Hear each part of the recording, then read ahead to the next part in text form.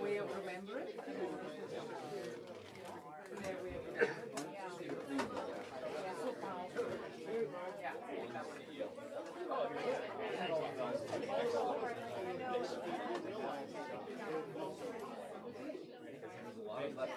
All right, everyone, please turn your attention towards the front. Yes. Okay. Thank you all for coming. We're going to go ahead and start with a prayer. Let's all stand and we'll face the icon.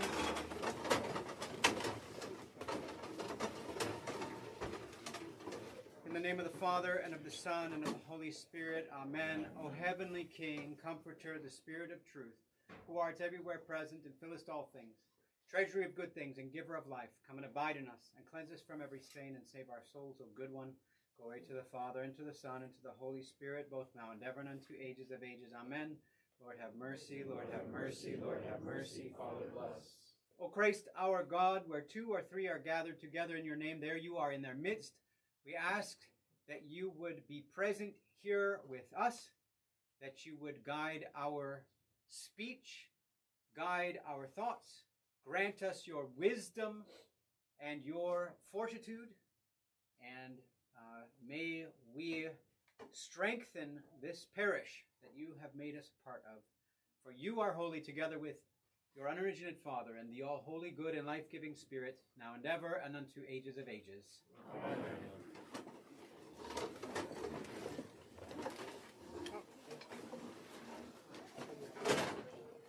Okay, so we have over 29 voting adults who are present, so this meeting can go ahead and take place.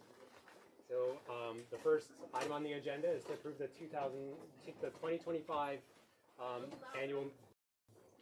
The first item on the agenda is to approve the 2025 annual minutes. These are enclosed. These are written in these handouts. Okay. If you've had a chance to read them, would someone like to make a motion to approve them? I have a correction. Okay. That was not the first time that the Bible Bowl has gone to the national competition. It was the second time.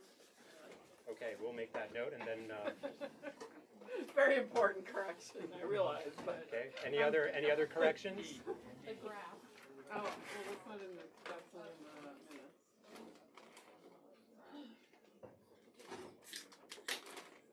Does anyone else have any corrections to make? If not, would someone like to make a motion to approve the minutes with that correction? I'm going to make a motion. Okay. There's a second. So Naomi made the motion. Where's Kim sitting? Okay, and who's second? Second. Carolyn did. Carolyn seconded. Okay, is everyone in favor? Aye.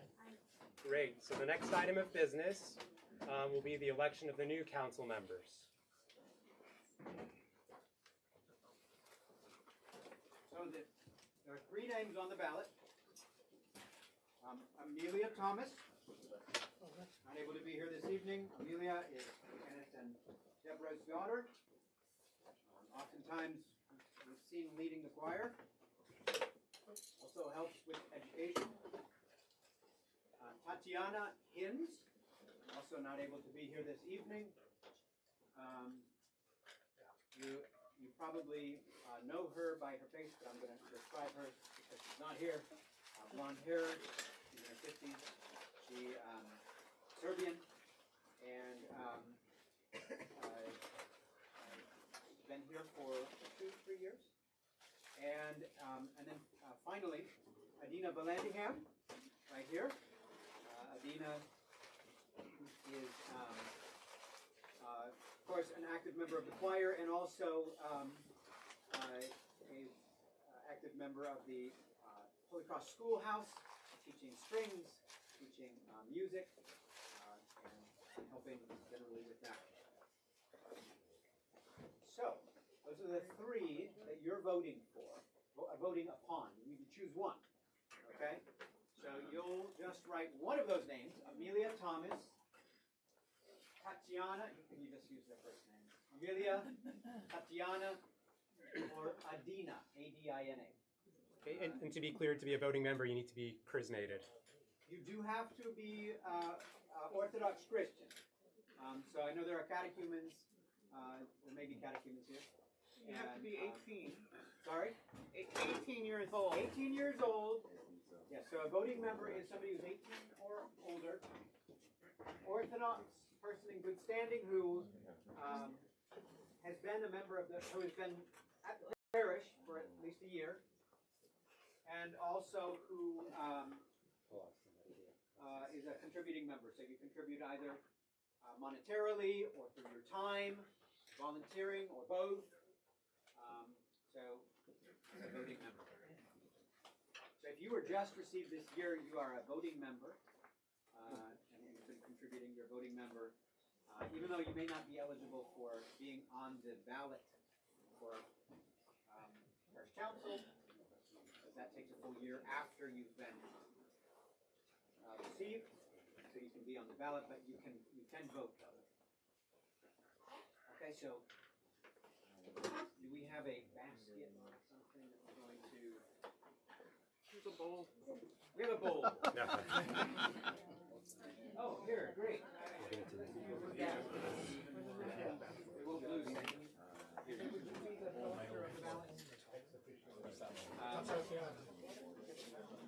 And then Kagan, Kim, and George Mitri are going to be going off to council. Can you invite someone who's They not will on be the the, parish council, not related to you, no conflict of interest? And they, so, I need a ballot. Kim, maybe you could choose one other person for the ballots with you. Oh, you're taking the minutes, don't shoot anybody. Just use down the ballot.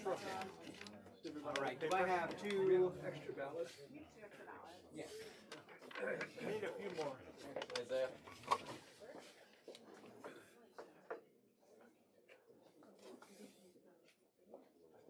Okay, extra ballots. Okay. Anybody else need extra ballots? You only get one vote, by the way. People who are asking for extra ballots. Okay, so Isaiah, make sure that ballots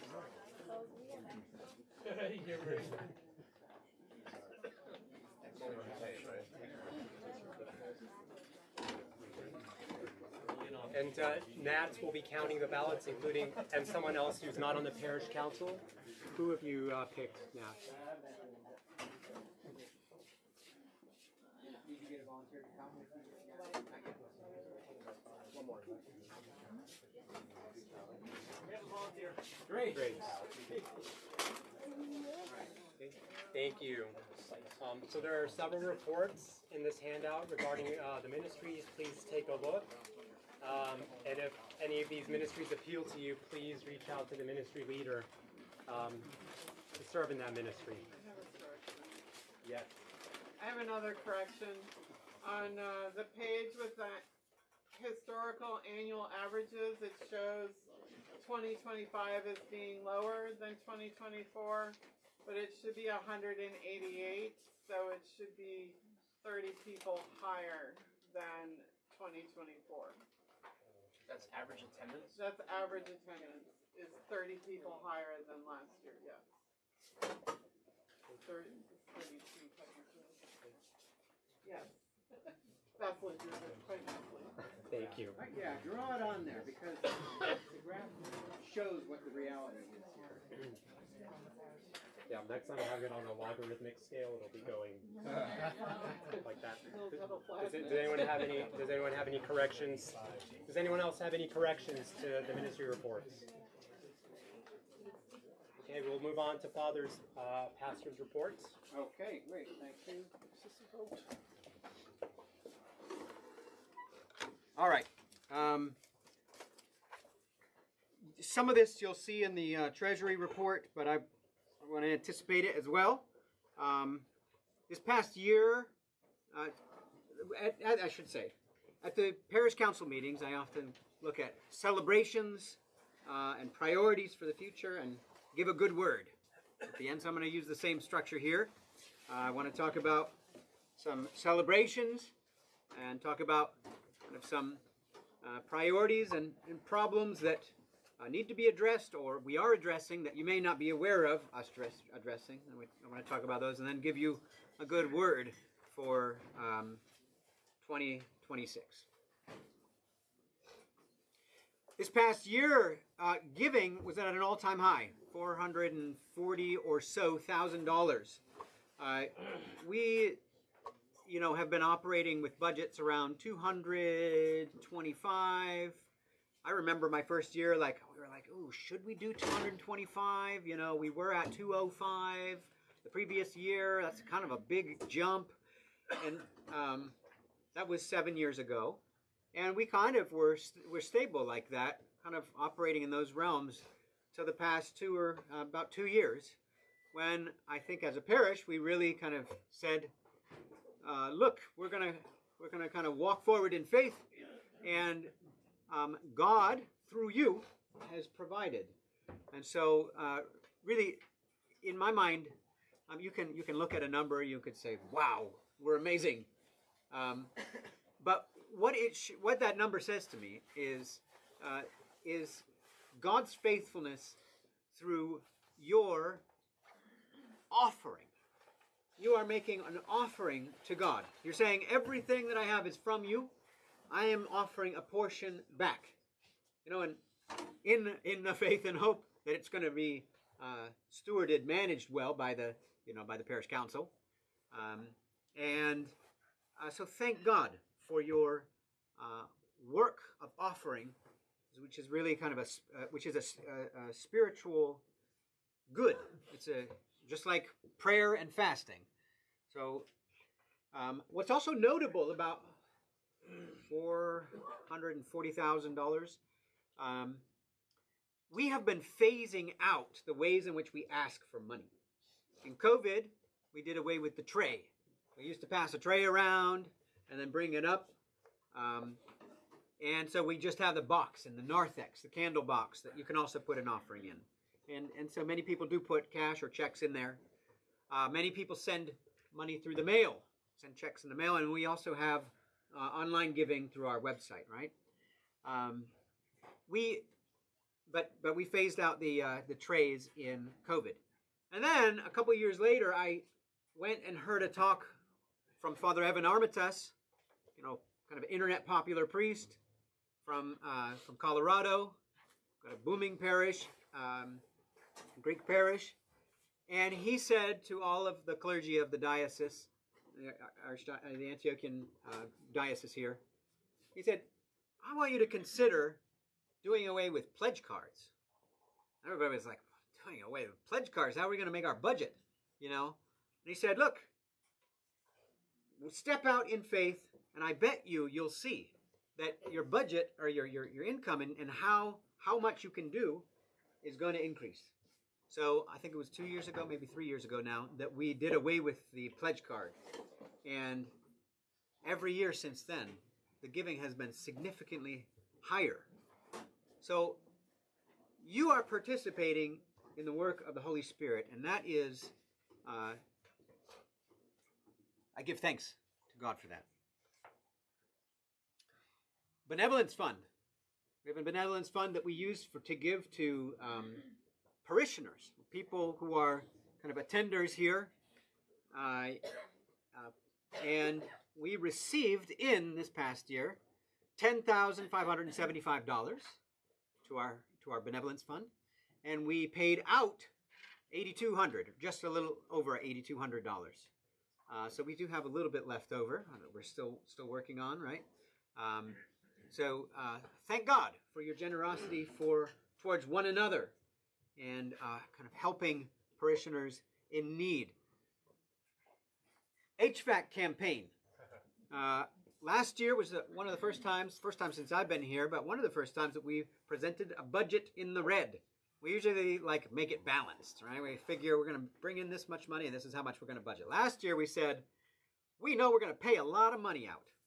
And more money than we really can kind of anticipate coming in. And so we had a deficit by about $36,000. and the fundraising campaign that many of you helped out with, both on the ground and then also by opening your wallets, brought in about 21,000 of that. And then your extra giving just over the year covered the remainder and plus, of course. This past year, so thank God. This past year also, we had a new initiative from the Archdiocese that was this youth protection program. And many parishes, they have, I don't know how many grade groupings. They have to have like 5 Sunday school teachers, 1 subdeacon, a priest, maybe a deacon, like a handful, less than 10 people who really need to go through this. And actually everybody on the parish council had to go through this as well. So maybe more like around 15, maybe 20. We had 45 people that we had trained and certified through this. It was kind of an onerous process. It was well over an hour to do the training, and then you had to pay for the background check. So thank God for your faithfulness and your work, and so we had something to celebrate. You know what? Something else to celebrate? We phased out peanut butter this past year. We have not phased out every peanut in the building, and we really are not aiming to do that. But peanut butter is one of those things that younger kids, especially, can be very, dangerously allergic to. And, their friends have a peanut butter sandwich and get it all over them and get it all over other things, and you just don't know where the peanut butter is. And so the fact that you all responded to a need and that we as a parish said, this is a priority, actually. I like my peanut butter, but I'm going to give it up because it's good for the whole body here. And finally, a celebration is the ordination of Deacon Irenaeus. Now, of course, we don't get the benefit of having Deacon Irenaeus. However, he was bred in our parish and grew up, converted here. He came with his family to the Orthodox faith and was formed here. And then we sent him off to seminary. And then the ordination to the diaconate is part of the fruit of that. So this is a work of the whole parish, and the fact that Deacon Irenaeus was ordained in our presence was a real blessing this past Christmas. All right, so we have much to celebrate. Also, though, you look around and kind of have a glum day, and it's gloomy outside, and instead of seeing all the things to celebrate, you see all the problems. Look at this mud, and all this snow and backbreaking labor and all these things. Okay, you could come up with many, many things, and I probably won't list all of them, but my list of problems is longer than my list of celebrations. I want to talk about them a bit. Space, of course, the one that's always on our mind, but sometimes, because it's so present in our mind, we maybe don't communicate about it quite enough. Our building can reasonably accommodate maybe like 135 people. Before COVID, there was kind of a baseline of about 120 people on a Sunday. If you look at that attendance chart, it was kind of low. You can see it growing, but there was a period where we started a mission, and about 120 is comfortable enough. 135 is starting to feel uncomfortable. 150 is uncomfortable. We're, as Roxanne said, we're what, 188? Was that what it was? So most Sundays there's between 175 and 200 people in the nave. And then there are people, some next door, of course, and does that count people in the narthex? Yeah. I try and guess how many people are in the narthex. We count the people down here. Those are in addition to that 175 to 200, and we count the people over at SRH. I track it all separately. Okay. Well, if we were going to, like, kind of design our ideal attendance for this building, it would not be 188. Our ideal attendance for this community, I think, that's great, and God willing, more. But for this building, it's too much, and so we feel the crush of the space. So this past year, the property search team attempted to find a rental for us. And they looked at the middle school. They looked at, I think, one or two other places as well. The one that was most viable was actually the Linthicum Elementary School, which is just down the street here, right across the street from the Methodist Church. And it has a decent parking lot. And a large space that can accommodate 500 people. In fact, actually, there's a divider. You can open it up and you can have 1,000 people. We wouldn't want 1,000 people. That's too big for an Orthodox church. But you could have, 500 people in there. But the thing is, it's a gym. It's always going to be a gym. And we have a consecrated space upstairs. So many people who are, many parishes are starting out. They have rentals, and maybe they rent a little thing, and then they expand, and that makes sense. We're in a funny situation where we have, like, a bishop came and put oil and washed the walls and the altar and stripped it down and washed it, and it has been consecrated. And for us to leave a consecrated space and go to a common gym is difficult. And it's not outside of the question, but it's not just that there's a lot of inertia. There's a lot of grace. There's prayer in the walls that many people who come here feel. Father Noah came down from Souderton. He was like, "Can I go inside your church? I can feel the prayer in the walls." So it's difficult to leave behind that experience, that space, and I know that filling it with a whole bunch of people kind of changes it a little bit, but that's why we haven't pulled the trigger yet. So the other reason is we want to have a very clear timeline.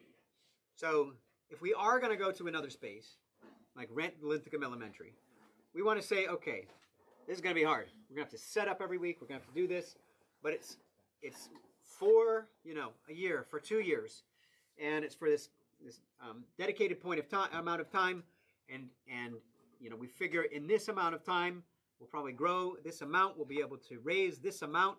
And that will get our that'll be our final push towards our kind of new property. We're still in the mode of selling off, of paying our mortgage. So we are not quite there yet.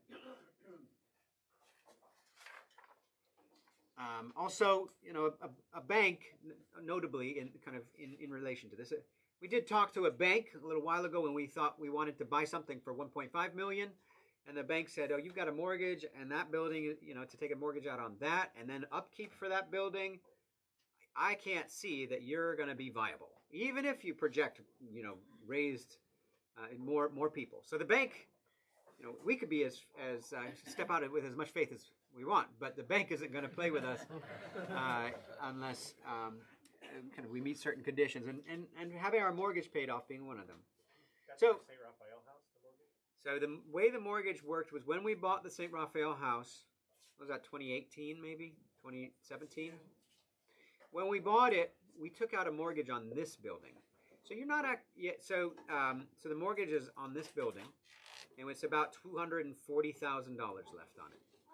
And but yes, it was so that we could buy that building. So a vision for the future is a second location that can accommodate about 350 people. I know that's a lot. And it's different than the kind of parish that we have now. The kind of parish that the parish that we have had has been kind of, around 150-ish,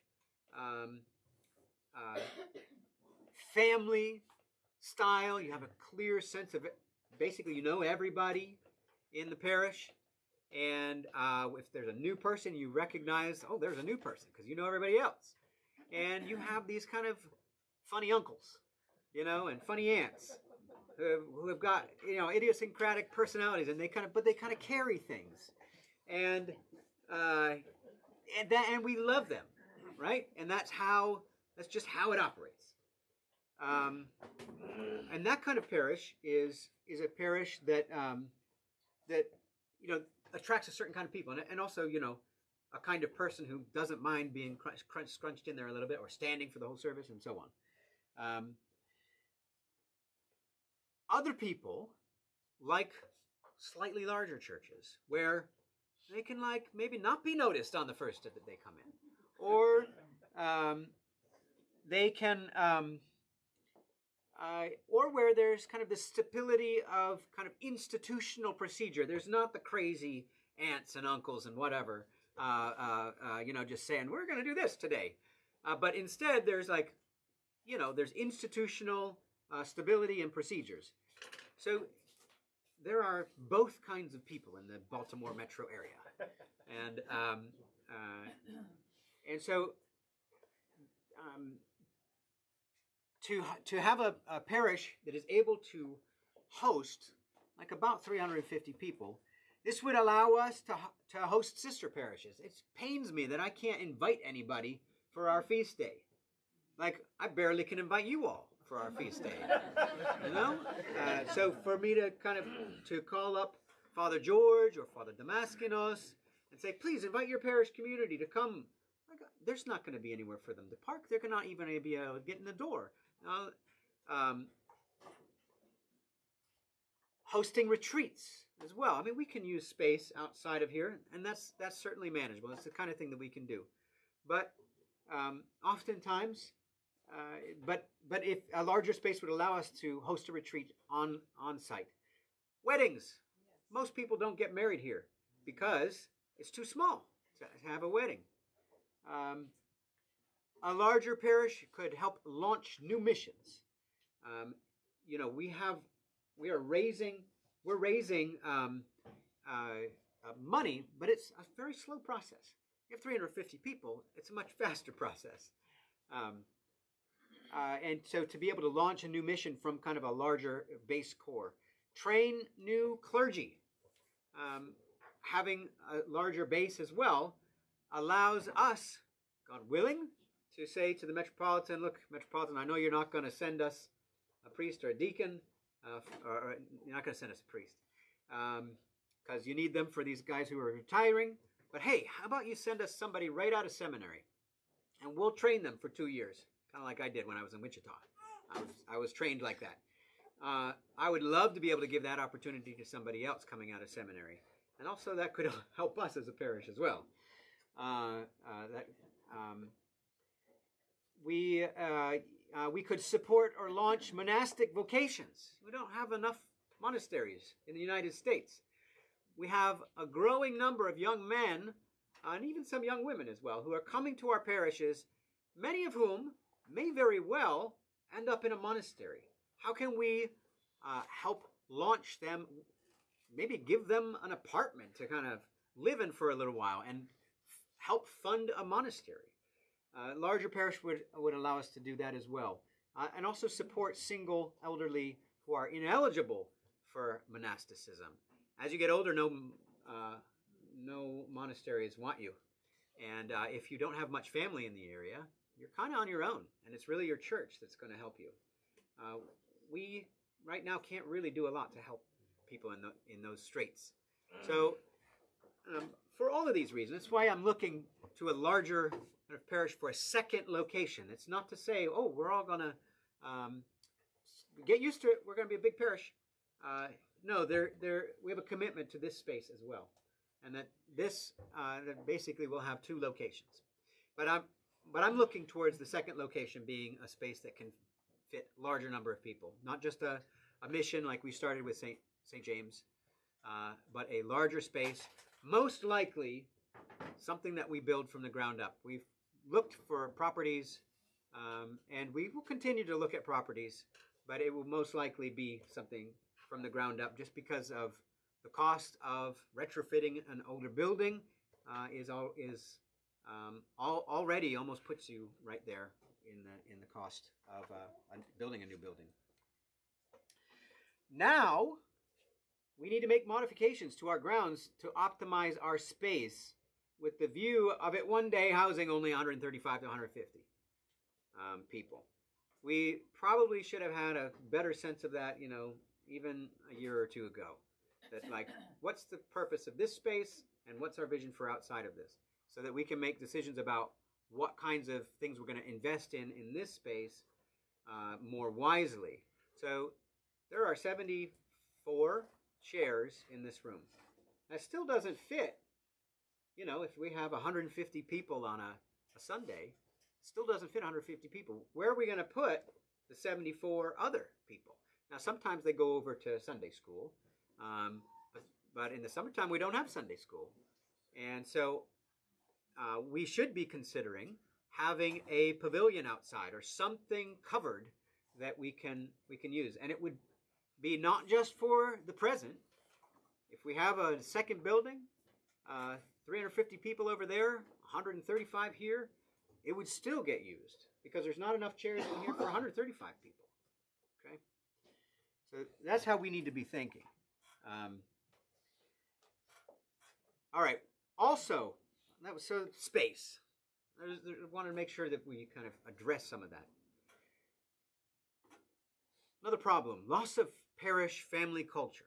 I mentioned this, having a small parish. And for many people who have been in this parish for a long time and were here before COVID and came and loved it because of the kind of family atmosphere and the ability to kind of have all of these kind of connectedness with everybody here. It's a loss. And I just want to acknowledge that because it's hard. It's hard. And what we're doing is we are opening our doors and we're being hospitable. We're saying, we could say, no, I want to keep my small family feel, and so get out of here. Why are you here? That kind of thing. We don't do that. That's not the way we operate. We operate with open arms, and we receive people. And so, but there is a tension between hospitality and a cohesive culture. Of course, that's played out in our society today with debates over immigration and so on. And boy, what a can of worms there. But I mean, on a small level, we want to be both hospitable and to kind of maintain some cohesion. And so, so some of the things that I'm going to address, especially in terms of our ministries, are aimed at keeping some cohesion among us as a family. The playground, that's a problem.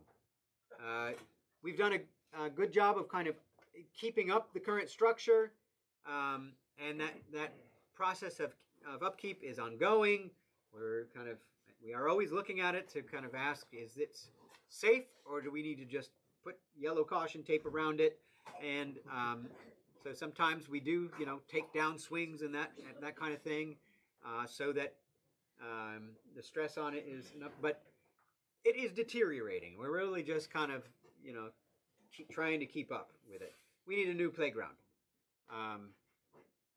We likely will put it in a different location if we're going to have an outdoor covered space, and so that's a priority. Also, something that I've noticed this past year in particular was a lack of morale and initiative in service. A lack of morale and initiative in service. It's like burnout. And it can happen in any kind of ministry. I mean, priests are notorious for getting burnt out, but it can happen in your in the choir ministry. It can happen in the building and maintenance ministry. It can happen in the feeding ministry. And so, what happens is as numbers grow, the systems that we have were aimed at seeing the whole family. And like when you bring, let's say, an entree, it's like, wow, I'm feeding, David Markham. I'm feeding Peter Mack. This is great. I feel good about this, and I'm participating in this ministry. As it grows, it's like it starts, your kind of view of what you're doing starts to contract, and it can turn into just like, well, yeah, I guess my rotation, my entree rotation is up again. Got to bring an entree, and you don't really. It's harder to see the kind of bigger whole when you don't know everybody, and also when people are gonna not have enough to eat. I'm gonna bring food, and they're still not gonna have enough to eat, and it can become demoralizing, the whole process. So what we need to be looking at is we need to prioritize connections between people who are serving. If you're serving if you're serving in the choir, right?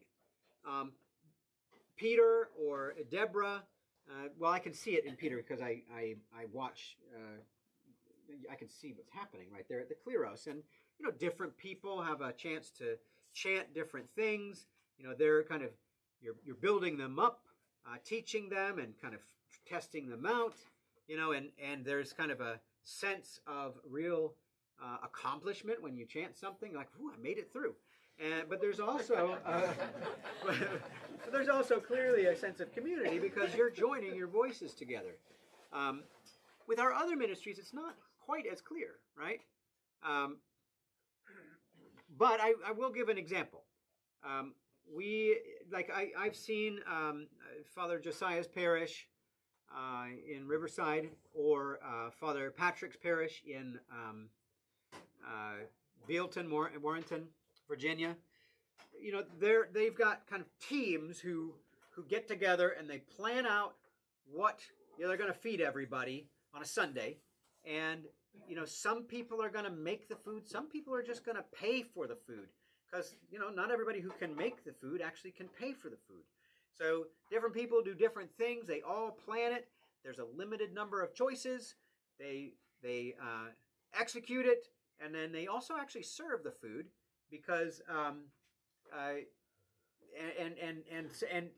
basically run people, like hundreds of people through the lines. And what that does, though, it's not just about feeding people. It really is not. That's not the main thing. The main thing actually is the connections between the people. They are talking with one another.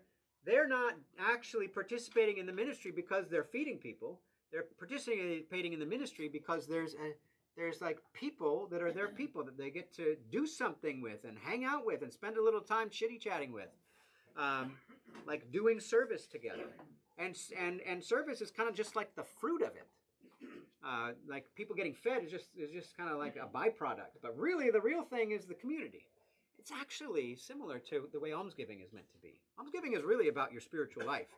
The byproduct is that our budget gets met, But almsgiving is really just about. It's not even about doing good for the poor. The poor are just a place where you can lay your offering to the Lord. But it's about you offering to the Lord. Similarly with our ministries, as long as it's about like feeding people, or repairing the building, or perfecting, making the music absolutely perfect, then people are going to get burnt out and they're going to get resentful. But if it's about if it's about the community, if it's about truly worshiping the Lord, if it's about loving the space that we have that we offer to the Lord, then actually you don't get burnt out. So we need to be looking at our ministries with that kind of lens. There also needs to be, in terms of our ministries, sometimes volunteer initiative is impeded rather than directed, kind of, In a smaller family, everybody has rules, and everything shakes out into a neat, kind of tacitly understood hierarchy. Okay, this person does this person does this, and you have you don't even have to like talk about it, and people just kind of figure it out.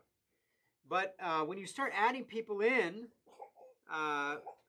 first of all, new people can become a threat. It's like, ooh, you've got initiative. You didn't quite understand what the hierarchy is. Yeah, it's not laid out on paper, but this is how things are.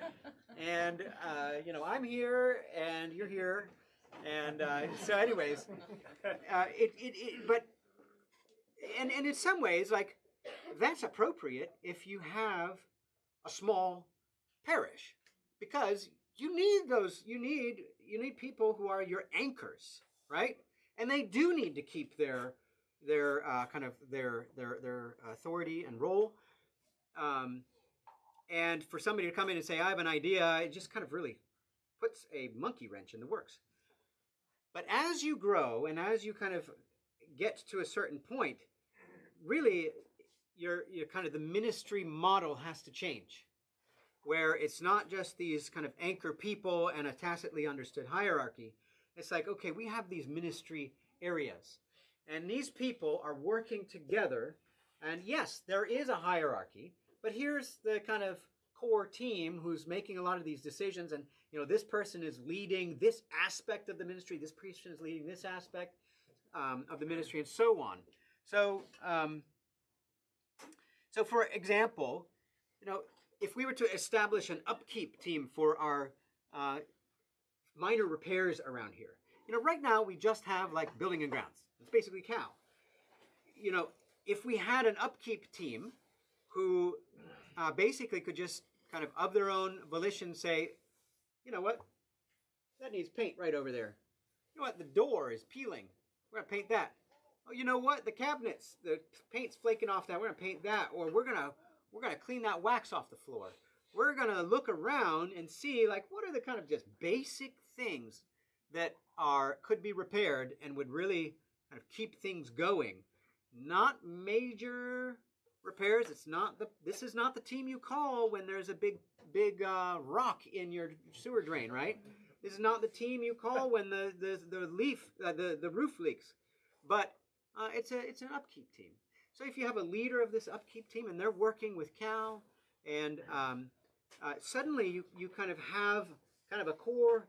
Now it's like a team of leaders, Cal and this person, and maybe another person does grounds, that kind of thing. Or now it's a team of 3 people, and you kind of have this domain, and then these areas where people can get involved. This is how we need to be moving ahead with our ministries. We need to make sure that we are not impeding people in their desire to serve, but that we're properly directing them. Not everybody can do everything that they want to do. Somebody can come in here and say, oh, wouldn't it be great if we lifted this building up and moved it over, 5 feet? I can do that. We're not going to, that person is not going to be given authority, right? But our structure also, we're erring on the other side of things, where we don't have a kind of a full culture of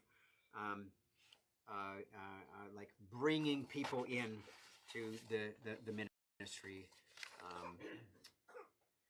We also, oh man, I had more notes about this, but so we also need clear, what Jared calls decision lanes.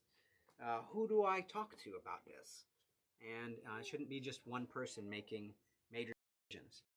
We need to cluster our ministries so that we're not kind of doing competing things on the schedule.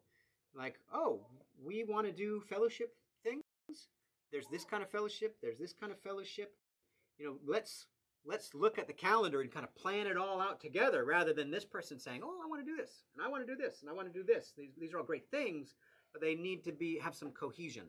So we have, in the past, we did try having, in this past year and the year before, actually, we tried having ministry area heads. So on our ministry document that kind of shows what ministries you can get in, they're clustered into 5 different groups: worship, education, fellowship, service and outreach, and then also kind of operations, right? And we tried to have a head for each of these, but we haven't really gotten a lot of traction with it yet. I think we're gonna try and get there, but there needs to be some work that we do in terms of our ministries themselves that will kind of allow that to be the potential for that to be actualized. Wheelchair accessibility. All right. That's a problem. We don't have wheelchair accessibility, or even like accessibility for somebody who maybe doesn't need have a wheelchair, but just is like, do I have to do those stairs again? And there's kind of some snow on them and some ice. Sure would be nice if I could kind of take my time walking up a ramp. We probably won't be able to get accessibility down here to the bathrooms. Maybe there's some way to do that, but in the near future, that's probably not in the cards. That's not a good thing for a priest to say. It's not.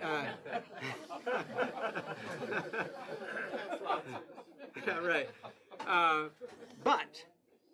And so a lift is not a viable option. You know, we've had a lift.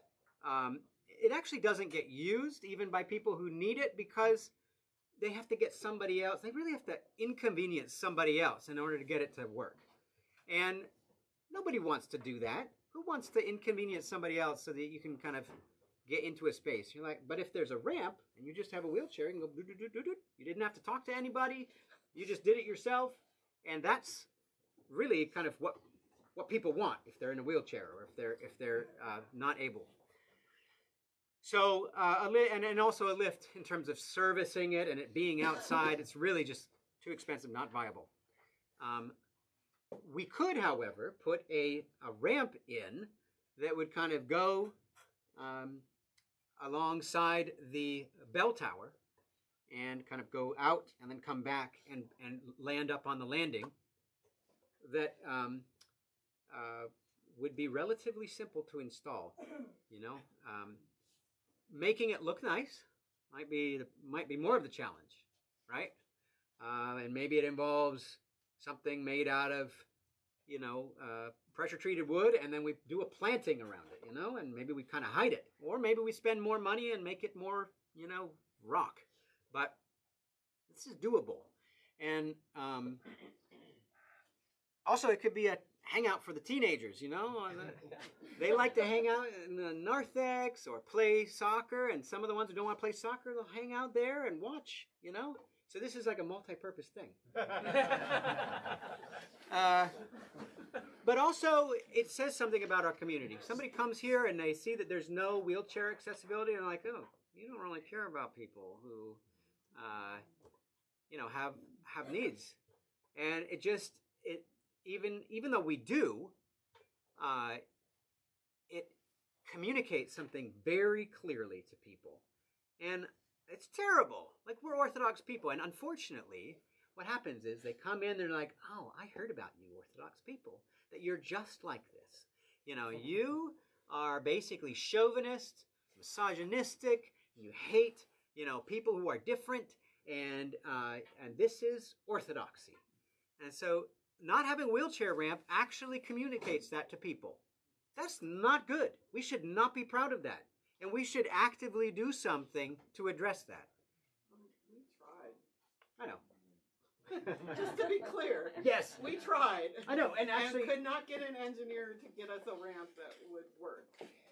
there actually are plans drawn up Okay. for a wheelchair ramp that goes out on the side of here, goes to the right before the stairs, goes a little further out, cuts back towards the back of the church, then comes in towards the bell tower, then comes back along the bell tower, and then comes up on the platform. You'd have to see it. That was difficult to explain, but yes, it does kind of involve a little spiral almost, or a little loop, but it's possible.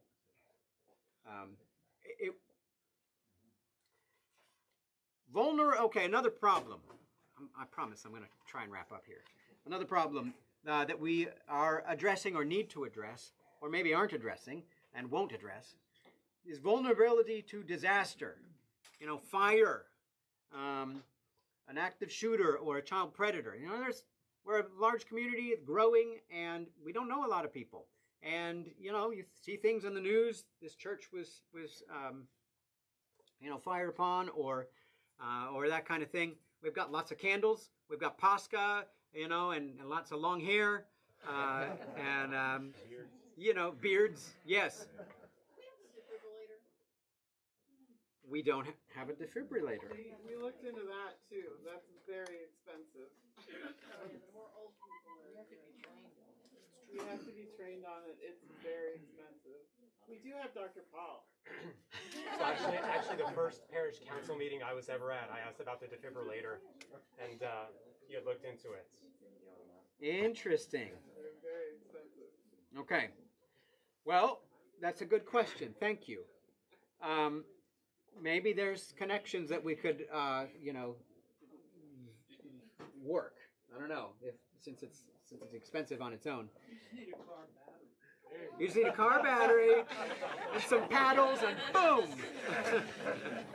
That's the anesthesiologist. Yeah. So, Father Joshua? yes, Doesn't the fire department that is like, I can catch they are right down the throw a street. rock to, have a defibrillator? And They would, yes. train and so on and so forth? Absolutely, yes. So that's why, you know, some of these things are, you know, problems that people can kind of recognize, and sometimes we say, you know, this is the obstacles to kind of addressing this in the kind of maybe obvious way, like getting a defibrillator, are so high, and the fact that there's the fire department nearby, you know, we're going to not have a defibrillator. Maybe we need to look into that a little more, but it's important for you all to know that we actually have thought about that. Not that we don't have a defibrillator and this is terrible, but like actually we recognized, no, it's a problem. We don't have a defibrillator, too expensive or whatever. And then I bet it's about the maintenance, not even the acquisition of it, but keeping it maintained. And then and we have the fire department right down the street. So given all that, we made a decision not to do that. That's something we'll have to talk about as a parish council. Father, we just for the record, Yeah. the church council went through this like 10 years ago. Okay. Well, there you go. It's not to say that we shouldn't get one. Well, at the very least, we should know kind of how the parish council thought about it then, and maybe it's still relevant, and we don't need to talk about it. But it is something that we as a parish should know, and kind of just have an answer to ourselves, and not just feel like, oh man, Holy Cross, so delinquent. They don't have a defibrillator, right?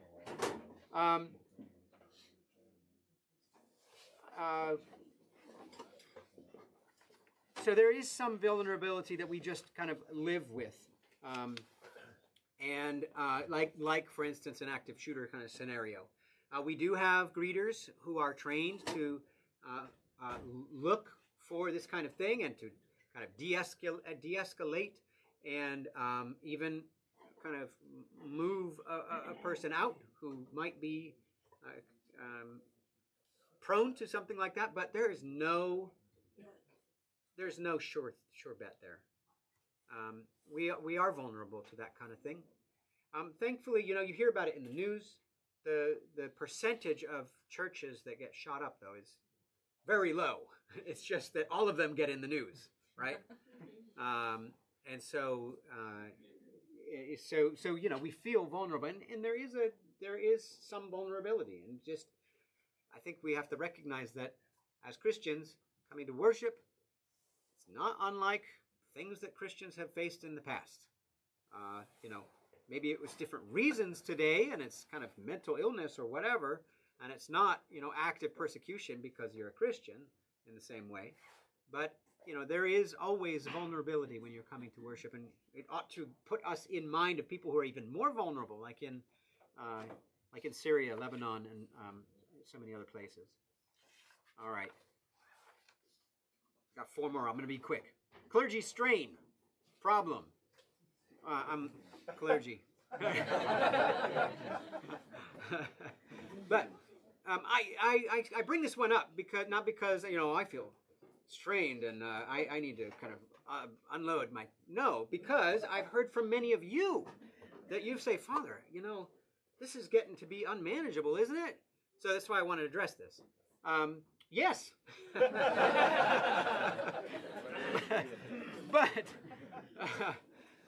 But there are also answers.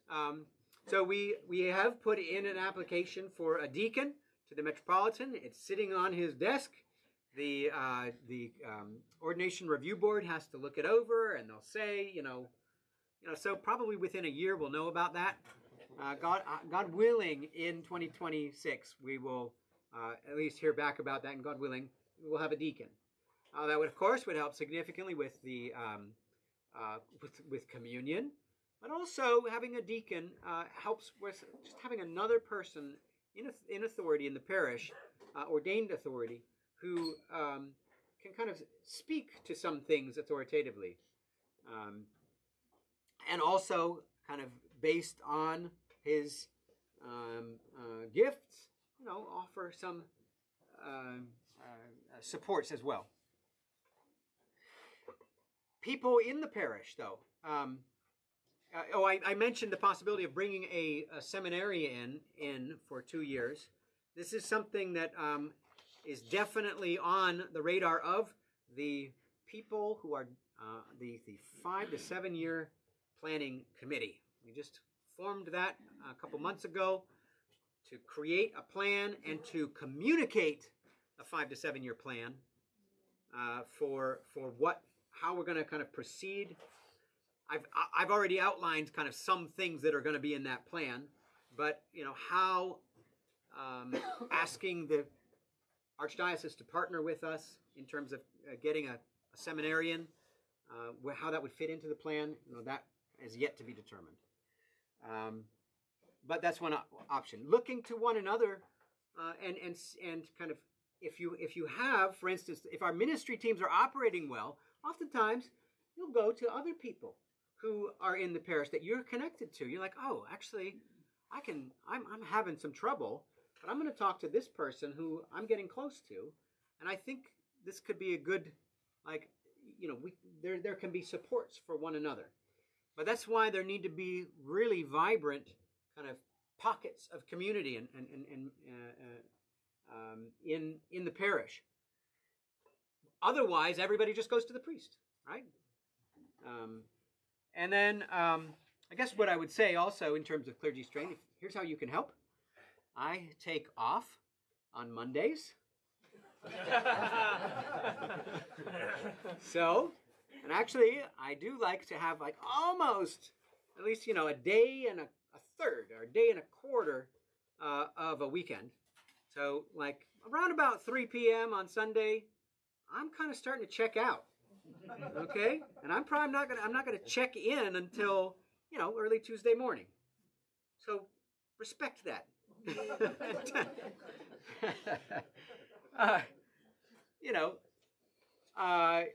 Some of you are really good at kind of emailing about things, and then if you are not getting a response, texting.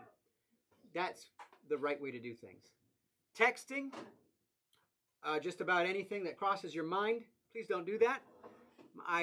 It is very difficult to organize texts and to keep them up at the top.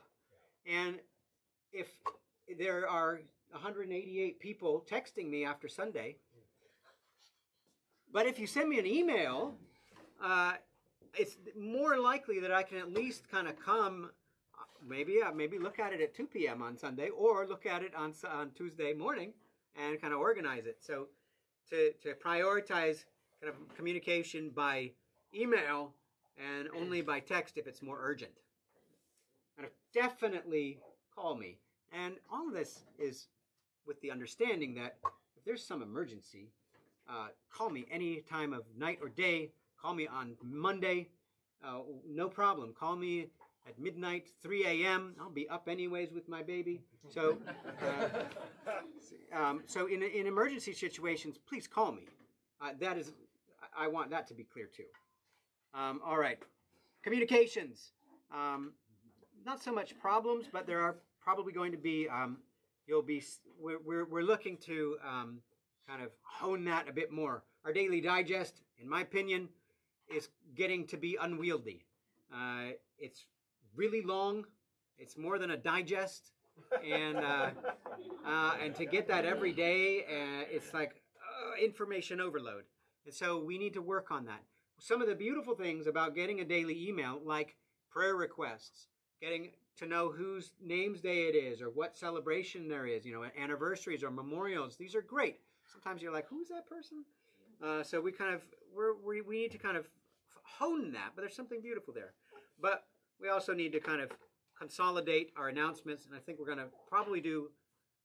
We'll see. But one idea is to do kind of a daily digest that's just, a little bit of encouragement. It's basically something you can use for your prayer, and maybe like classified ads that you can or cannot look at. And then kind of a more centralized announcement email that's about once a week, barring urgent messages. Website needs attention. A page on the website to go Oh yeah. to check for those announcements. Well, I don't know. It depends on kind of some of them are public, private. Some Right. maybe that's an avenue. These are things that we'll have to kind of work out. You didn't hear, I don't think. Sorry? I didn't hear. Oh, website. Maybe the website could be a forum for announcements. Maybe I've seen some parishes do that. Yep. Live stream bandwidth. Live stream is not a great thing. I was at a clergy conference with Father James from St. Ignatius. Why am I forgetting his last name? Coles. Father James Coles. Lovely parish. I kind of looked to him for inspiration. They're like, a couple years ahead of us in terms of growth and stuff. And he said, "Oh yeah, make sure your live stream is terrible."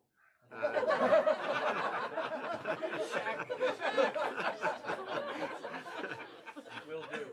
Yeah. I was like, okay, I don't have to do anything. But the point is, live stream is not an alternative to coming to church. And if you have to be home because you're sick, it is preferable actually to say prayers, to say your own Typica at home in front of your icons. That's preferable to watching the live stream. Now, sometimes it is helpful to kind of tune in and see the sermon or something, or maybe you want to catch the announcements. And even that is sometimes just impossible. So we do need to address our live stream, our network kind of capability there, the bandwidth, right? And it does help shut-ins, so who can't ever come to church really, because we don't have a wheelchair ramp. Like Sophia, Alida, Isa, she used to come all the time. Now she's in a hospital. Wayne and Cynthia Sindall, they don't leave their house. So, and also sometimes it's helpful for visitors to get a sense of what to expect, kind of what's the parish like. And so, it says something if it's completely terrible. And so we do need to do some more kind of training about its proper uses and kind of limit it as well. And also privacy is a factor. And I don't love that the liturgy is being replayed. The liturgy is a kind of a one-time event, and you do it again the next day. But it's a different liturgy. And it's actually the same liturgy that we're participating in, we're entering into. But you shouldn't really be replaying liturgies. And the fact that it's all online for us to be able to do that, that really needs to be addressed. It really bothers me. So we need to be deleting them. Finally, finances. We tried doing an internal audit. You'll probably hear a little bit about it. We did not complete it. We got a book. This was our first full year with a bookkeeper. She's great, but things are moving around. Where this is, how this is categorized, and so on, and try and match receipts up with kind of how the QuickBooks is. Has taken a lot of time, and so we did not finish the internal audit. And we need to complete that, and we need to do 2026 audit. we, in our finances, need to communicate our fundraising goals. And what is our fundraising goal for this year? To pay off our mortgage. I would like our mortgage is going to be paid off by Pascha 2027. Okay? So that's over a year, just over a year.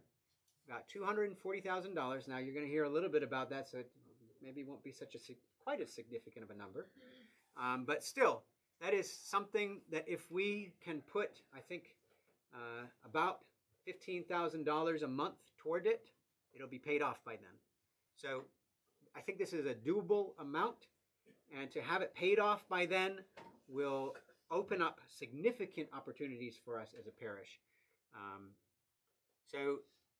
Communicating about those fundraising goals is something that we need to do, and we have a plan for that, actually. And finally, I want to give you my good word very briefly. The Brothers Karamazov by Dostoevsky has kind of an inscription, and it's John chapter 12, verse 24. Most assuredly I say to you, unless a grain of wheat falls into the ground and dies, it remains alone. But if it dies, it produces much grain. It produces much grain. We are that grain of wheat, right? And when we die to ourselves, we fall into the ground, we die with Christ. We can be raised with him, but when we're raised with him, it is unto a multiplication.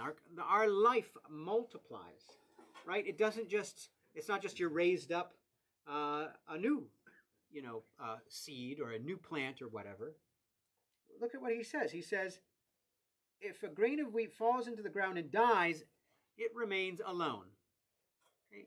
Our plight is to be alone unless we fall into the ground and die. We're still alone when we're dead. It might look like we've got the same kind of a loneliness, the same lack of connection with people.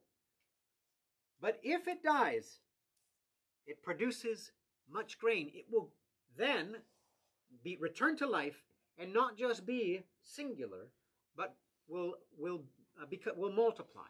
So that's a picture for us of our parish as well. Each one of us, inasmuch as we are dying to ourselves, we are giving life to those around us. The life multiplies. It doesn't just kind of stay within us. So if we follow Christ faithfully, if we die to ourselves, it multiplies, it spreads to everyone around us. So we ought, as individuals, it's not like you look at the parish and like, oh, there's so many problems, there's nothing I can do. You know what you can do? You can die to yourself. Because that is how God's life will multiply and will live not just in you, but in everyone around you as well. Thank you.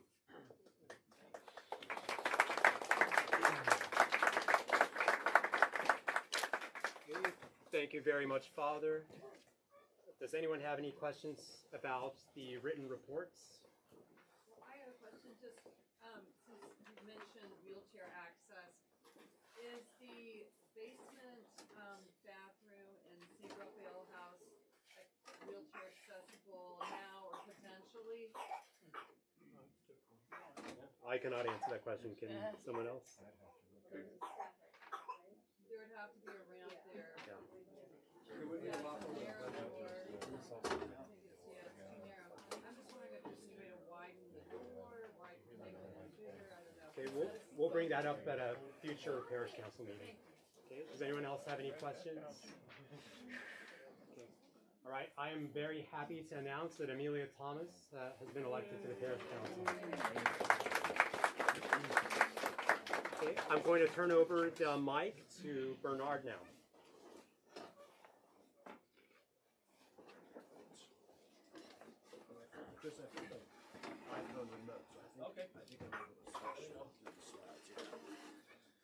All right, hello everybody. Before we talk about the treasurer report, I'd just say a little bit something Father Joshua talked about, which is the internal audit. So at the last annual meeting, it was my voice is Sorry, I have an indoor voice. I will try. At the last annual meeting, it was decided that we meaning the church, would conduct an internal audit of 2024 finances. So myself, Mike Whaley, Cal Oren, and Jordan Walker were chosen to do that. I've been the treasurer as well this last year. We met a few times. We went through all of the paper documents for 2024, scanned them all, and we did quite a bit of work to try to make sense of what was a bit of a complicated mess. So where that has been left is, I would say, some subjective progress has been made toward the goalpost. I don't know how far it is to get there, but more work needs to be done, and basically time has to be found to do that work. And then I think, Father Joshua, you mentioned, so I think the next step would be to audit 2025 after 2024 is audited, yeah. All right, so I'm going to launch into the treasurer's report, and if any of you have questions while I go through this, just stop me and ask them, please. So we're just going to go through the overview and status of our current funds as of December 31st, 2025. We'll go through generally 2025 budget. We'll discuss the disposition of excess operating fund reserves from 2025, and then we'll look at the proposed 2026 budget and take a vote on it. All right, so the summary of our funds as of December 31st, 2025, the account has $491,000 in it, almost $492. Of that, $262 is unrestricted operating fund. $34,000 is designated gifts, so those are all restricted, designated funds that people have donated for specific purposes. 10,000 of that is the capital fund, which is an older fund which we've used for various things, and then finally 184,000 is the new property fund, which we used to call the building fund, which has been renamed to the new property fund. As Father Joshua talked about, right, our St. Raphael House mortgage is currently around $240,000. As of the last annual meeting, it was at $253,000, so it's been reduced since then by $12,823. So the goal to pay it down by 2027, yeah, we'll have to up that a little bit. So that new property fund, is that all donations that people have specifically designated, like as part of the, it's not any building fund. contributions from, like the, Mary Reardon's money is in there? Correct, Mary Reardon. I don't know the- about Yeah, Mary there's Reardon. Reardon's money. Okay. Yeah. All right, so I'm going to go to the next. Does anyone have any more questions about this? Sorry, I don't know if I really heard that. I'm curious if we wanted to contribute specifically for the mortgage, then, like, if we're contributing right now to new property, is it pulling from that, or is there like a different category? How would we do that? So Like, if you're doing a monthly, like, online, is there a way to designate it, or how do we do that? maybe we need a new fund. On Breeze, when you give online, there should be a choice for a new property fund or mortgage reduction. Okay. And so they are two different things. The property is just for property, and actually, I see the property fund as something that we should be encouraging other people to give to. But I think we as a parish should take the burden of our mortgage upon ourselves and not ask anybody else to pay for that. And if you write a check, you can write it in the memo, specifically to the mortgage principal. New property fund, designated separate from the contribution to the house. Yes. What was the last part of that question? Sorry, I didn't hear. He was asking if the new property fund is separate from our contribution to the diocese. Yeah. Which, yes, it is. Yeah. As part of the code of the diocese. Yes. It doesn't stay here, and Father said, Thank you. no, it stays here. Now, the new There's a property separate fund, line, yeah. whatever you give to it does not get Yeah. Right. That's right. That's right. Is there another question? I think. Is there another question over there next to Sheena? No. Allie. Yeah. Will. What as far as the operating fund reserves are concerned, what is the minimum that we want that number to be as a parish? You mean what do we keep as a reserve? Yeah, I mean, I call it emergency fund, but Yeah, so we'll get to that, how that's going to be disposed of. Yeah, that's a great question, though. Yeah. okay. Jack. That's just from this year, not previous years? Well, that is the status of our bank account as of Okay. December 31st. Yeah, I think one of the next slides we'll see what just the snapshot of the year itself. But good question. Any other questions before I go to the next I slide? have one. Is the $375,000 amount on the mortgage, is that including cost of the renovations, or was that the initial purchase price? I think it's the initial purchase price. I took the slides from last year and didn't change things like that, so I'm assuming that that's what that is supposed to be. It was $375 last year, so. But I would assume that's what it is. Yeah. Yeah. That's what I thought, but that just seemed like a really high amount for that house at the time we purchased it.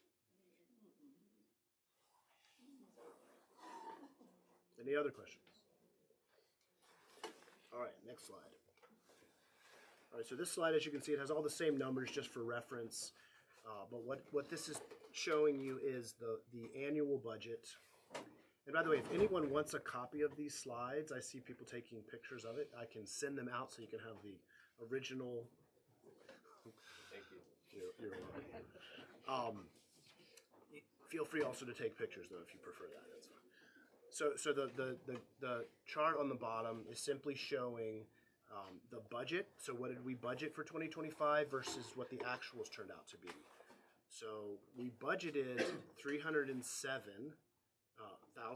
for income for 2025, and as Father Joshua mentioned, we had our expenses we were intending to run in the red, and that was because of the HVAC. So we budgeted expenses of $324,000.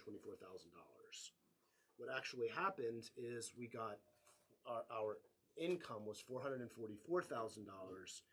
and our actual expenses, which we knew this going in because we knew that the HVAC was going to have additional expenses to what was in the budget, from what I understand, was $364,000. So our net income from 2025 was basically $80,000, comparing budgeted actual income versus actual expenses. Any questions about this? Allie. So where did the net income, does that go into the operating fund, or where does that go? That sits in the, I mean, this is the budget versus actual, so I think it's probably the case that could be in different places depending on. It's not been designated yet. When you talk about the annual budget, you were just talking Yeah. about the operating fund, the designated gifts and capital fund and new property are Right, that's different, right. That's right. Yeah, that is right. Yeah. It said when you talk about the budget, you're only talking about the operating fund. The designated gifts, the capital fund, Yeah. and the new property fund are separate accounts. So this is should just be the operating. Yeah, I think that's right. Yeah. So yes, that goes to the operating fund. Before I move to the next slide, any other questions? So the 40K difference between what we plan to spend and what we actually spent is mostly HVAC? Which I think we knew going in last year, right? Yeah. Fundraise for that. Yeah. All right, I'm going to move to the next slide. No, that's not the right thing. All right, so this slide is about disposition of the operating fund reserves. So, right, we talked about $262,000 is what we have in our operating fund for reserves. What I think our typical practice is to reserve 6 months of our proposed budget in the operating fund, and then to take the remaining surplus and give 10% of it to charitable giving, which is $8,635, and this is what we discussed at the last parish council meeting, and then 90% to designate it for mortgage principal and grounds improvements. So the idea there is that of that 90% of the surplus, half of it would be designated for mortgage principal, certainly. The other half could be divided between being applied to mortgage principal or available for grounds improvements, depending on which grounds improvements the parish council decides make sense. So it gives some flexibility to use that for grounds improvements, but if we don't use it for grounds improvements, it'll go to the principal. Any questions about that? Grounds improvement would include something like, and this is a question, something like the pavilion that Father Joshua spoke of? If that were If that approved, were approved, then it would include something like that. right? Yeah. So right, the cost of all of these things need to be evaluated, Right. and so the actual amount of money, $38,000, what's that going to cover? That has to all be looked at. Yeah. So. Yeah. What is meant by charitable giving? What does that mean? So what do we typically do with I think we did the same thing last year. We'd like to look at charities to give outside of the parish, so it's like to designate. We gave it to First Things First Foundation a year or two ago, part of it, and then we can split it up between something that we identify as a worthy charity. So that's something that we look at now. Thanks. Yeah. Any other questions? All right, I'll go to the next slide.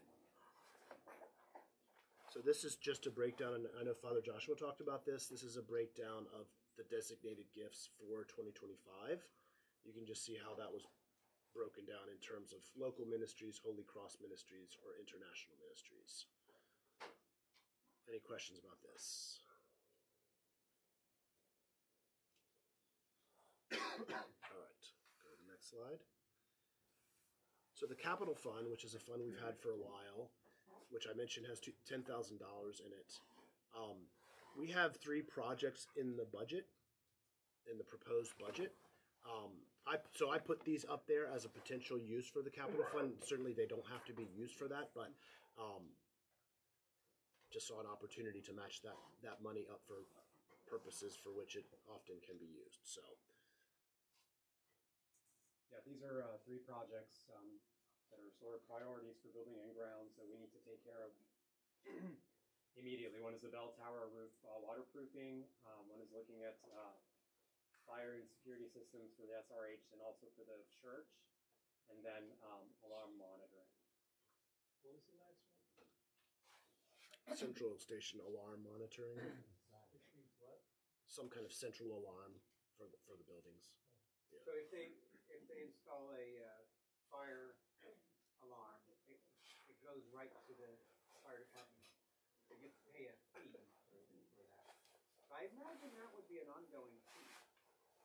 Is that right? Monthly.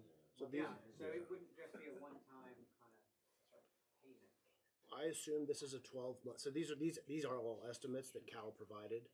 So I assume that yeah, they're in the 2026 budget. So yeah, if it's a monthly fee, I assume that's for 1 year's time. Yeah, no, yeah.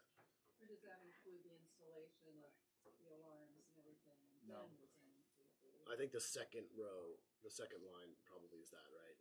Oh. Yeah. Okay. So if And again, it's just an estimate. If So, it's a monthly fee, it probably can't come out of capital funds. no. I don't know. Yeah. I would expect that capital funds have to be used for capital. Yeah, I think you're right, Roxanne. I'll have to Yeah. dig a little deeper with Cal.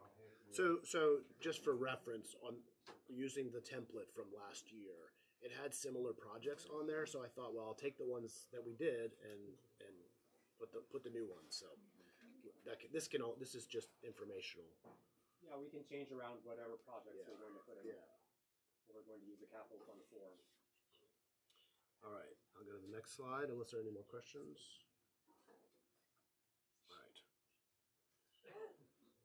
All right, this is just telling you again that the new property fund has $184,000 in it.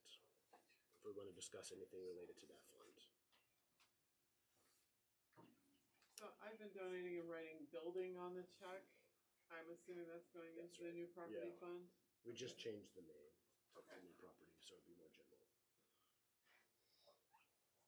All right. We've had I think I have, let's see what I have after that. So this is just a breakdown. Oh, right. So that was questions about 2025. Any more questions about 2025 before we move on to the 2026 budget?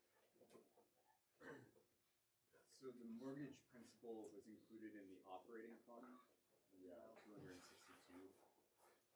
The mortgage No. principal. No? No. Was that shown on the, where was that shown on the graph? So the mortgage principal is paying a liability. Okay. So it is included in the proposed budget for this year. And it obviously was an expense for last year, but it doesn't show up in expenses because it's paying a liability. Yeah, it's confusing to me. What's that? That's exactly it. I'm gonna do this whole thing from that side of the room in a minute. Just In Greek. so Jack was asking about where the mortgage principal is, if it was in the operating fund. But not the monthly payment of the mortgage, but the mortgage principal itself. Well, so we have a monthly payment, right, which is divided between interest and principal. The interest payment is part of our expenses, but the principal is not because it's a liability and we're paying on an investment. That's how it was explained to me about 2 hours ago when I was wondering the same thing. Yes. All right, so if there are no more questions about 2025, I'm going to move to the 2026 budget. All right. Oh, we'll say anything about that. All right, so this is just basically details on the different sections or different categories of the budget. The total proposed budget is $352,000. That's up about $13,000, if I recall, from last year's budget of $339,000. It's also about $100,000 less than the estimated income that we'll receive in 2026, and that's a very conservative estimate based on, because I know Father Joshua talked about this, but from 2024 to 2025, we had a 30% increase in income, tithes and offerings. But the 2 prior years were 15% and 17% respectively. So to come up with the estimate for 2026 income, what I did is I took an average of the prior 2 years increase, so it's about 16.5%, derived a fictional 2025 income, which is a lot lower than what we actually got, and then derived 2026 from that to come up with $452,000 estimated income for 2026. And again, so our proposed budget, our proposed expenses, including mortgage principal, is for $352,000. Any questions about this? Any questions about the specific 2026 proposed budget?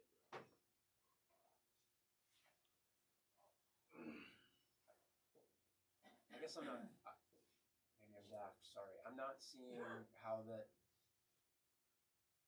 15,000 per month that Father Joshua mentioned and getting it paid off by POSCA of 2027. Right, you wouldn't see it because that's not in the budget. We're not budgeting for that. Okay, Yeah, it would be above and beyond. Yeah, That's an ask for us. yeah. This is just operating. So in the budget right now, there's a total of $14,400 for the year to pay mortgage principal. That's our month. That's the amount of principal in our monthly payment for the whole year. In addition to the interest, which is a separate amount, which is I think it's like $13,000, something like that. Any other questions? What's that? How much is the interest for the year? I'll tell you exactly.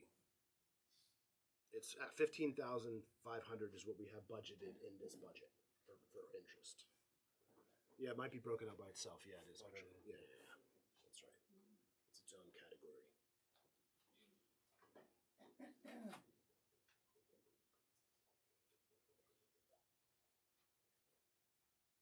Ready to vote? Can I ask, I can't read it because of the. Yeah. What is included under service and outreach? Service and at the bottom. Yeah. Under bookstore supplies, Christmas meal, Lithic Fair, mission giving, discretionary fund, charitable gifts, birthday meals. Yeah. Thank you. And then could you speak to how much of that amount with all those other things goes directly to missions? So the mission giving fund is $6,000 on the budget, and so these slides have I put the entire budget. It doesn't fit very well, but I can send these slides out and you can zoom in. But we'll also make the entire budget available in a better format. So what did you mention? Just on that point, Ken, Yes, I mission just giving mentioned fund that used before. to be $1,000, so that's a significant change from last year. And it was, the impetus was when Jesse Brandow came. Now, we're not necessarily committing to giving him $6,000, but the idea that he has of giving a missionary $6,000 is a good one, and we want to try and do that. That's what I was thinking about. That was a great. So we want to kind of do a little bit more digging about exactly how that money would get used with Jesse. And so we're not completely committing to Jesse, but we do want to commit $6,000. So, I have a question, so I'm just gonna ask it whether or not I've thought through it well enough.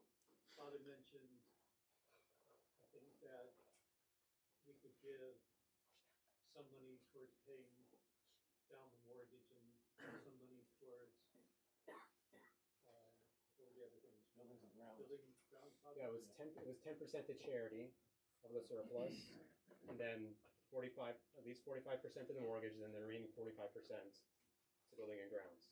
So my question is, But that's not decided yet, how much we're gonna give? Well, to- so two different things there, right? So I'll go back to that slide.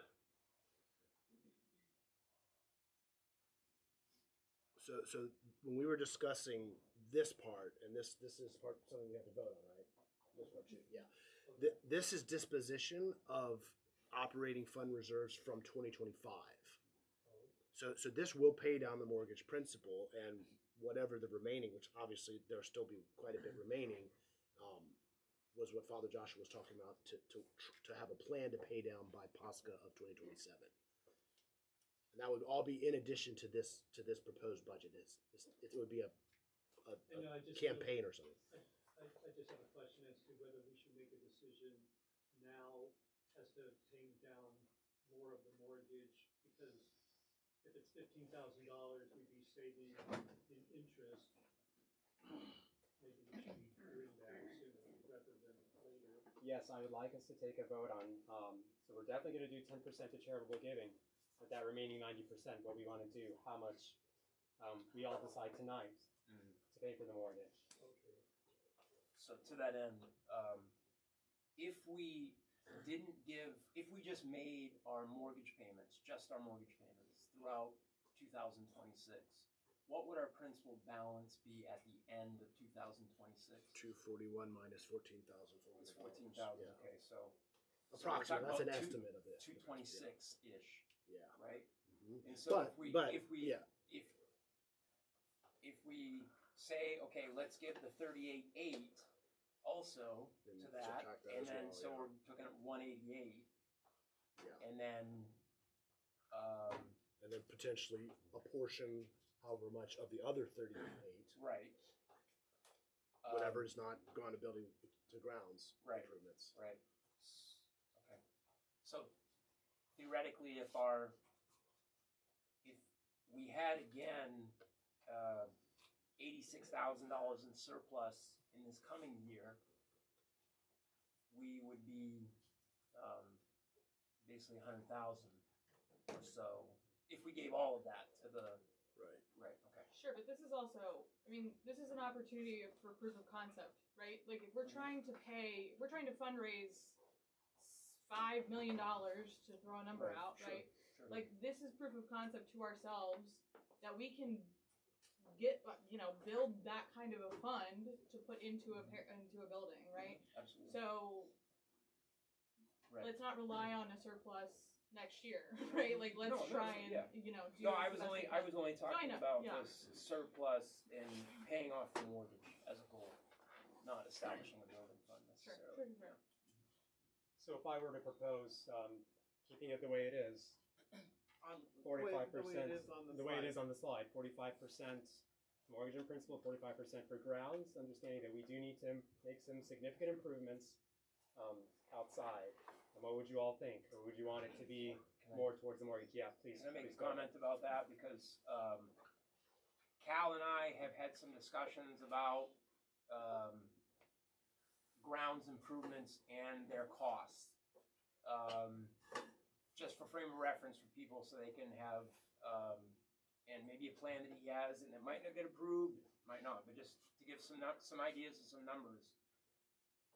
He's talking about like maybe in the $85,000 range for a certain plan if we do it all like contracted out.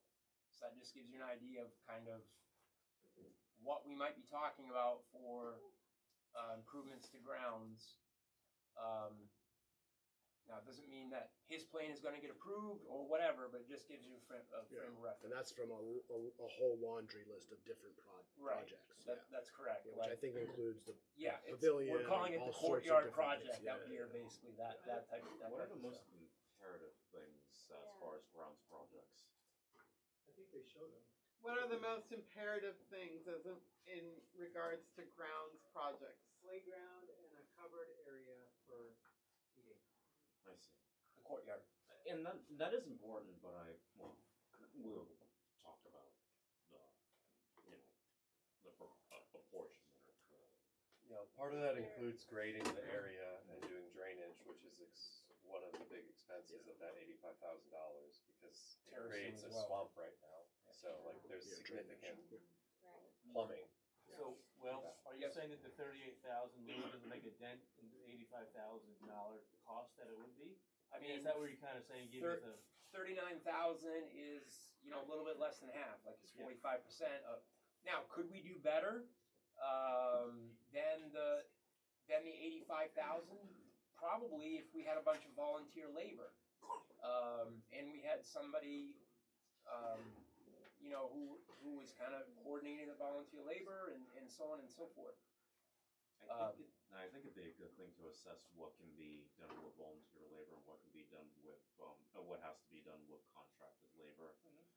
As for my part, I think it would be most appropriate, especially with the rate at which we're increasing in population and where we are already to begin with, to prioritize very substantially paying off the mortgage.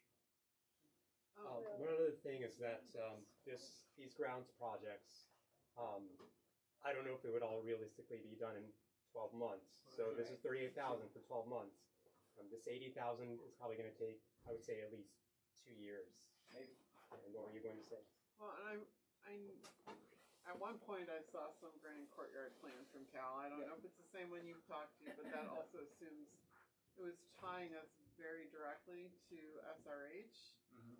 And I know there's been discussions about selling SRH, which I don't know how we continue to function in this building without SRH, but that is a consideration. That hasn't not been brought to the parish council.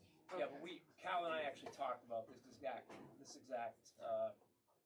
principle that you're talking about in trying to still keep the two properties separate for that exact purpose. Yep. That's definitely on the radar screen, if you will. I like this proposal. I agree. Somebody move. I move to approve this. Just a second, one more. Let me just take one more question. Go ahead. How much is in the emergency fund right now? So it's going to be that 6 months worth of reserves right there, 176,000. So just to explain that again to make sure it's clear, we have operating fund reserves of $262,000. The proposal is to set aside 6 months of the proposed 2026 budget, the $176,000 as the emergency fund, and then take the remaining surplus, right, and give 10% to charitable giving, and then 90% to both mortgage principal and grounds improvements. But with that, in the event that there was something catastrophic that happened or whatever else, that could be utilized for another emergency as well. I believe that's the purpose, right? Yeah. The 176, yeah. Good question. I just have a question about that. Do we have an investment? We do have investments, yes. Is that on the budget? Yes. I didn't put it on I mean, the on the report? I didn't put it. It wasn't in the template. I mean, it's in the QuickBooks reports. It's the $100,000. very- About 100 something Yeah, thousand. right. That's part included in the property fund, Right. right? Yeah. Yes. Because that's the money from Mary Root. Oh, you're talking about cash. That part of it is a cash gift that was given to Holy Cross.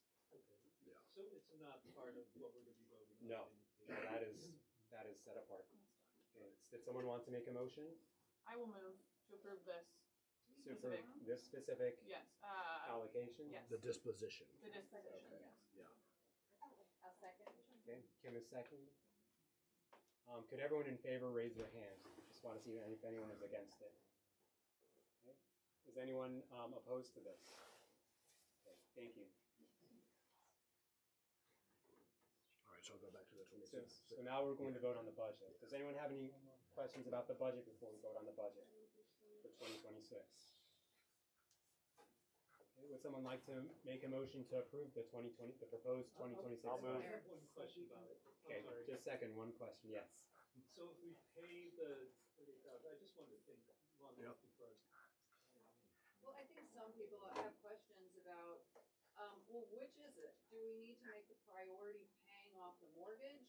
And if we're Yes. going to get another building, why should we, spend a lot of money on the courtyard and all this stuff, and et cetera? So And- we're just kind of wondering. I will what say, is right, the and priority? I think that's a great question, and that's one of the reasons why at the parish council we said, look, instead of making a decision to invest all of this money into these projects, why don't we say that 90% of the surplus funds, let's say it's going to go to mortgage principal and possibly grounds improvements, but we're not going to say it's definitely going to grounds improvements. So the parish council is going to work to wisely consider what grounds improvements make sense from exactly that perspective, I would say. And this is what Father was saying during his pastor's report, that we need to make some investments in this property here because we're not going to be leaving in 1 or 2 years to a new property, and we need to maximize our space in the meantime.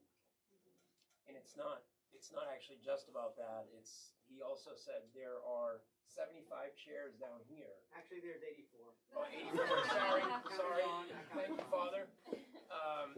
But he also said if this building, you have 150 people here, you can't fit 150 people in this space. So using like a nice courtyard for the remaining 150 minus 84 is 66. That's right. How many cubits is it gonna What's a cubit? I think it hurts. Is that an Egyptian cubit or a Babylonian cubit? Okay, another question? Yeah, another question. So you guys are saying that 38,000 could go towards grounds, but all of it could also go towards the mortgage principal, depending on our situation. That's right. Yeah, but we just voted that we're doing 38 and 38. Well, Whoa. no, the text said, Right. the text Okay. said 38, and if it wasn't all used, the remainder would go I see, to the I see. principal. Yeah, Yes. that second 38 is discretionary based on future parish council Okay. decisions. Yeah. So it could all go towards the mortgage principal if the parish council decided. Okay. If we were ready to move ahead on a courtyard. I move to accept the proposed 2026 budget. Okay, does anyone second that? I second it. Okay, second from Nat. That, Nat, and and Chris. the motion was from Eric. Oh, Eric, okay, thank you. Okay, is everyone in favor? Aye. Great. Okay, would someone like to make a motion to adjourn? Well, the traditional ending is, this is the end of thus ends the treasurer's report, and we all say, thanks be to God. That is how Deacon Mark ended every treasurer's report. Wasn't ready for that. For our business tonight, we elected one. I still need to appoint one to the parish council. I have not decided on that yet, but we will announce that this week and this coming Sunday. It's not going to just be but I'll announce that this coming week. And also, there's a change to the ex officio members. So we 3 appointed, 3 elected members, and then 3 ex officio members. So we're doing the treasury, a member from the treasury committee as one of the ex officio, a member from the building and grounds committee as one of the ex officio, and then either one from the choir or the education as an ex officio member. So that will be announced, kind of who those ex officio members will be. Basically, they're kind of put up by the by those committees, and I'll approve them or not. We'll say who those people are coming Sunday as well. So Kenneth made a motion to adjourn. Would someone like to second? I'll second it. Okay, seconded by Naomi. Okay, Father, we can go ahead and close. Okay, let's all.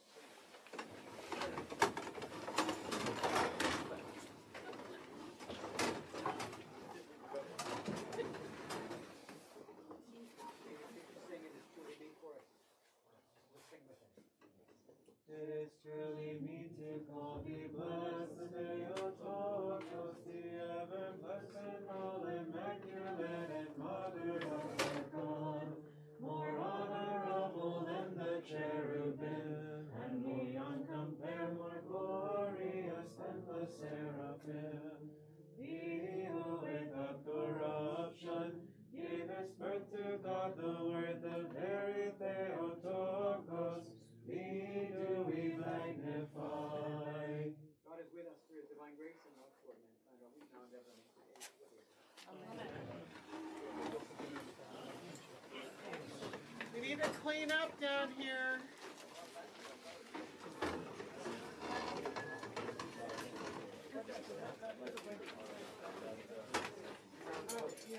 Thanks, Bernard.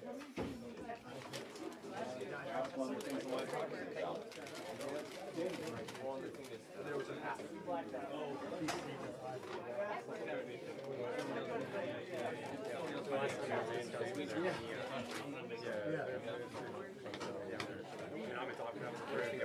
Dishwasher is dirty, so all these things can just go in the dishwasher.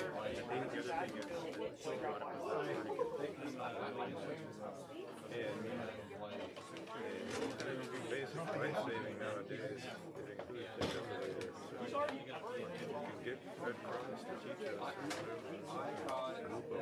Yeah, if you're able to find it. Look into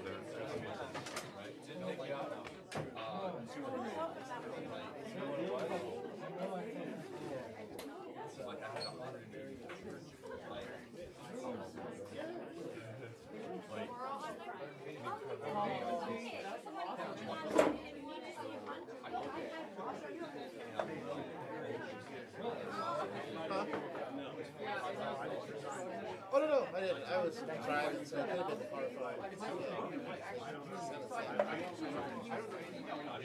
Basically, How? how is